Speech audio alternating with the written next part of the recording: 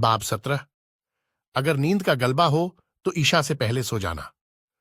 351 आयशा रजी अल्लाहु अन्हा से जो हदीस नंबर 349 पहले बयान हुई है कि एक बार रसूलुल्लाह सल्लल्लाहु अलैहि वसल्लम ने ईशा की नमाज में इस कदर देर कर दी कि उमर रजी अल्लाह अन्हु ने आकर आपसे अर्ज किया, औरतें और बच्चे सो रहे हैं।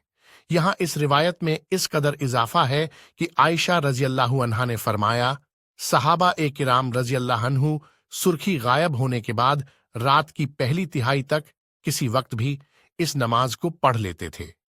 इब्ने अब्बास रजी अल्लाह अन्हु से एक रिवायत है कि फिर अल्लाह के नबी सल्लल्लाहु अलैहि वसल्लम निकले, जैसे मैं उस वक्त आपकी तरफ देख रहा हूं कि आपके सर से पानी टपक रहा है, जबकि आप अपना हाथ सर पर रखे हुए हैं।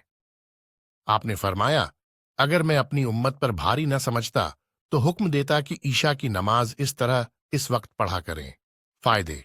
इस हदीस का उन्वान से इस तरह ताल्लुक है कि सहाबा किराम देर की वजह से नमाज से पहले सो गए थे। ऐसे हालात में ईशा की नमाज से पहले सोना जायज है। शर्त यह है कि ईशा की नमाज जमात के साथ अदा की जा सके।